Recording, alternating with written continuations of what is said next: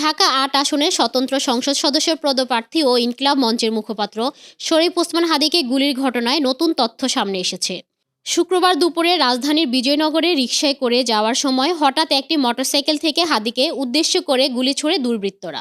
ঘটনাস্থলের কাছাকাছি একটি ভবনের সিসিটিভি ফুটেজ ক্যামেরায় দেখা যায় দুপুর 2টা 20 মিনিটে গুলির শব্দ শোনা যায়। এর কয়েক সেকেন্ড পর মোটরসাইকেলে করে দুই যুবক দ্রুত পালিয়ে যান।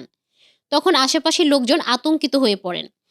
এছাড়া পুলিশের কাছ থেকে প্রাপ্ত সিসিটিভি ফুটেজে এবং প্রকাশ্যে আসা দুটি ছবি বিশ্লেষণ করে জানা যায় গুলিকারী দুজনের মধ্যে একজনের গায়ে কালো পাঞ্জাবি, কালো মাস্ক, গলায় চাদর এবং পরনে আকাশি রঙের প্যান্ট ছিল। অন্যজনের গায়ে ছিল ব্লেজার, কালো মাস্ক, চোখে চশমা, গায়ে চামড়া রঙের জুতা।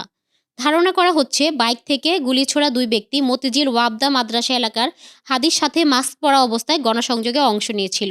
হামলাকারী দুই বাইক আরোহীর পোশাকে গণসংযোগের অংশ নেওয়া ওই দুই ব্যক্তির পোশাক মিলে যায়।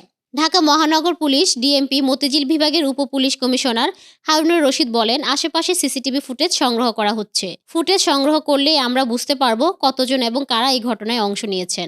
এর আগে দুপুরে নির্বাচনী প্রচারণা চালানোর সময় রাজধানীর বিজয়নগরে বক্স কালভার্ট এলাকায় ত্রয়োদশ জাতীয় সংসদ নির্বাচনে ঢাকা-৮ আসনের পদপ্রার্থী ও ইনকিলাব মঞ্চের মুখপাত্র শরীফ ওসমান হাদীকে গুলি করা হয়। প্রত্যক্ষদর্শীরা জানান, জুমার নামাজ শেষে মতিঝিল দিক থেকে একটি কালো মোটরসাইকেলে দুজন ব্যক্তি আসে। মোটরসাইকেলের পিছনে বসা ব্যক্তি ক্লোজ রেখে খুব কাছ থেকে হাদীর মাথা লক্ষ্য করে গুলি চালায়। হামলার পরপরই মোটরসাইকেলটি দ্রুত গতিতে এলাকা ত্যাগ করে। এরপর হাদীকে ঢাকা মেডিকেল কলেজ হাসপাতালে জরুরি বিভাগে আনা হয়েছে। ঢাকা মেডিকেল কলেজ হাসপাতালের পরিচালক ব্রিগেডিয়ার জেনারেল মোহাম্মদ আসাদুজ্জামান জানান, হাদীর মস্তিষ্কে গুলি লেগেছে। তাকে লাইফ সাপোর্টে রাখা হয়েছে, তার অস্ত্রোপচার চলছে। উল্লেখ্য, গত নভেম্বর মাসে দেশি বিদেশি 30টি নম্বর থেকে বিভিন্ন ধরনের হুমকি পেয়েছিলেন বলে জানিয়েছিলেন হাদী। 14ই নভেম্বর ফেসবুকে একটি পোস্টে তিনি জানিয়েছিলেন তাকে হত্যা, তার বাড়িতে আগুন সহ তার মা, বোন ও স্ত্রীকে ধর্ষণের হুমকি দেওয়া হয়েছে। ওসমান হাদী লিখেছিলেন, গত 3 ঘন্টায় আমার নম্বরে আওয়ামী লীগের খুনিরা অন্তত 30টি বিদেশি নম্বর থেকে কল ও টেক্সট করেছে। যার সামারি হলো, আমাকে সর্বক্ষণ নজরদারিতে রাখা হচ্ছে।